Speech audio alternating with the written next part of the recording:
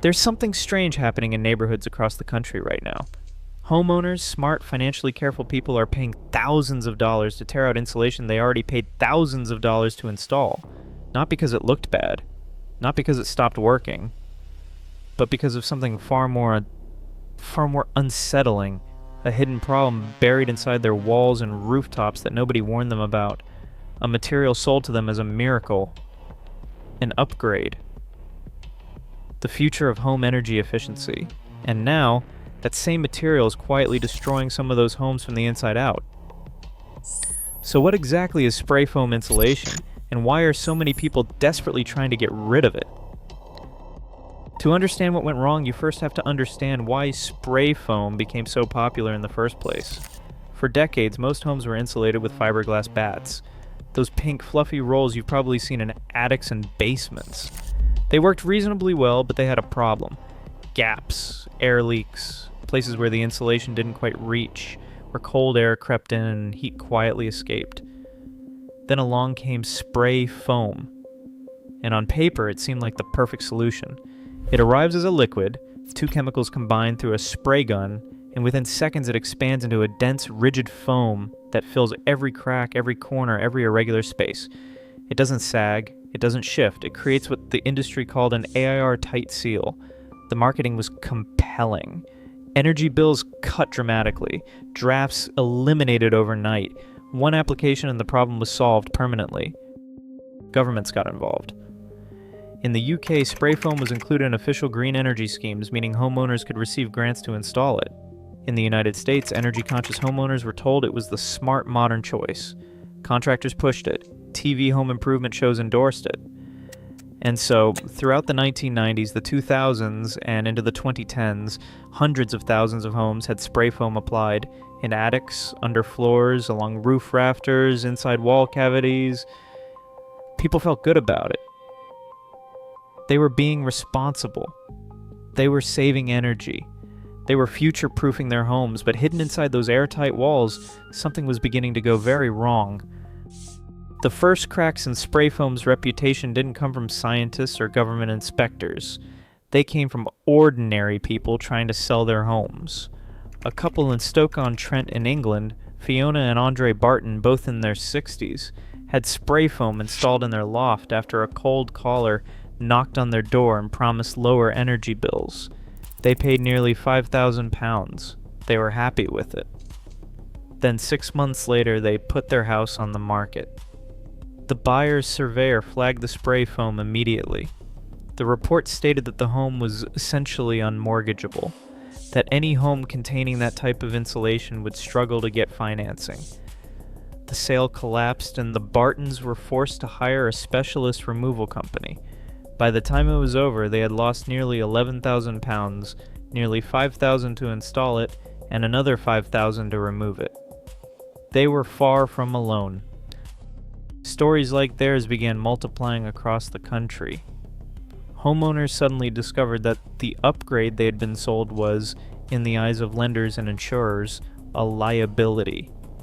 A BBC report from November 2024 found that a quarter of the UK's biggest mortgage providers, and all of the equity release lenders surveyed, would not lend against homes with spray foam insulation in the roof. House of Commons Library. Think about what that means. If you own a home with spray foam in the roof, a significant portion of the lending market will not touch it. You cannot easily remortgage. You struggle to sell.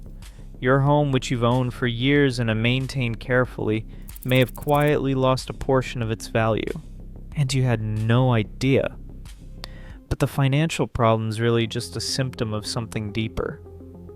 The real issue is what spray foam actually does to a house over time, and why that airtight seal, which sounded so appealing in the brochure, can become one of the most destructive things inside your home.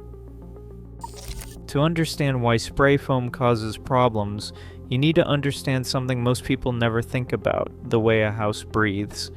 A traditional home, even a well-insulated one, is designed to allow a certain amount of air movement. Moisture from cooking, bathing, and even breathing has to go somewhere. Timber structures and roofs and floors need to stay dry, and the way they stay dry is through ventilation, through the natural movement of air that carries moisture away before it can settle. For centuries, builders understood this intuitively. Houses were built with eaves, with gaps, with materials that could absorb and release moisture without rotting. Spray foam changed that equation entirely. When closed-cell spray foam is applied to roof timbers, it creates a seal so complete that moisture becomes trapped around the wooden joints. Over time, that trapped moisture leads to rot. The hardened foam can also warp wooden beams, create mold, and release toxic vapors. MFG Solicitors, LA. And here's the cruel twist. Because the foam is physically bonded to the timber, chemically fused to it, you can't see what's happening underneath. Surveyors can't easily inspect the condition of the wood. Problems can be developing for years, invisible before they become catastrophic expensive. In April 2024, the UK's Health and Safety Executive published a report demonstrating situations where there was a high risk of condensation and potential timber decay from applying spray foam directly to roof tiles. Homeowners Alliance. And then there's the question of what happens when something else goes wrong in your house. A plumbing leak, a structural repair, a roof replacement. In a normal home, contractors access the spaces they need. With spray foam, those spaces are now encased. Once spray foam has bonded to wood, metal, or other substrates, it becomes nearly impossible to separate the foam from the material without causing damage, and materials that could otherwise be repaired or recycled end up being discarded entirely. Google Your Home is no longer a collection of components that can be worked on independently. It has, in a very real sense, been fused together. At this point, you might be asking, how did this happen? How did a product with so many potential problems get promoted so widely, included in government schemes, without proper warning? The answer involves a familiar pattern, a technology that solved one problem without fully accounting for the others. Spray foam genuinely does reduce air leakage. In the right application, installed correctly by trained professionals in appropriate structures, it can work as advertised. The industry is quick to point this out, and they're not entirely wrong. But installed correctly is doing enormous work in that sentence. The foam is created through a chemical reaction that happens on site, in real time. The ratio of chemicals must be exact, the temperature and humidity must fall within certain ranges. The installer must know exactly which type of foam is appropriate for which part of a structure. And in practice, across hundreds of thousands of residential installations carried out by contractors of wildly varying skill levels, those conditions were not always met. One chartered surveyor described cases where people had spent £5,000 having their roof sprayed, only to subsequently face costs of £25,000 to £30,000 for a complete new roof just to make their property mortgageable again. Property inspect. The financial math had quietly reversed itself. What was sold as a money-saving upgrade had, for some homeowners, become one of the most expensive decisions they ever made. And the scale of the damage is now becoming clear. A joint letter from the Property Care Association and Homeowners Alliance in May 2025, based on inspections at over 500 properties, found that 35% had one or more defects as a direct result of spray foam insulation. House of Commons Library 1 and 3. What's happening now is a slow-motion reckoning, one playing out in living rooms, in solicitors' offices, and in the quiet devastation of families who feel they were misled. Consumer groups are demanding action. Legal firms are taking on cases. One legal firm alone reported having 700 open inquiries about compensation for spray foam insulation, but the government's response has been limited. In March 2025, the government confirmed there is no financial assistance available for homeowners to have spray foam removed. House of Commons Library. The people caught in the middle, those who installed it in good faith, often encouraged by official energy efficiency schemes, are largely on their own. And there's one more layer to this story. The growing panic around spray foam has created a new kind of predator.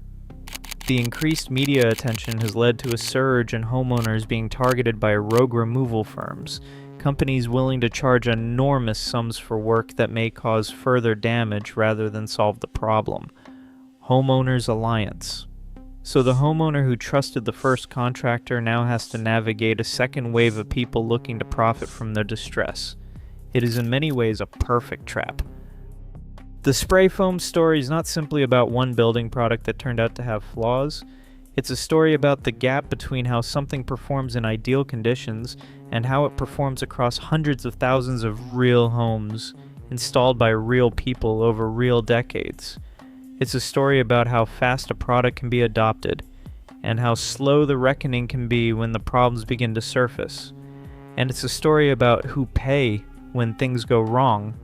The people most affected are often older homeowners, people who made this decision years ago based on information that seemed completely trustworthy at the time.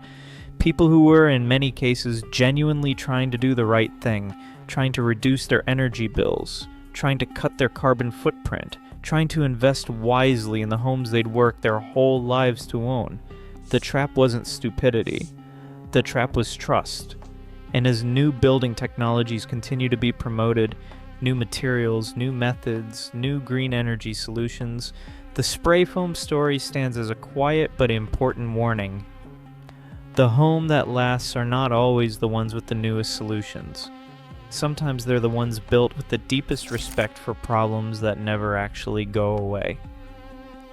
If you have spray foam insulation in your home, or you've been thinking about installing it, the most important thing you can do is get an independent survey from a qualified professional who has no financial interest in the outcome. Not the company that installed it. Not a removal firm looking for business. Someone who simply tells you the truth about what's there. And if this video helped you understand something you didn't know before, there's a good chance someone in your life is facing exactly this situation right now. Sharing it might save them a great deal of money and a great deal of heartache.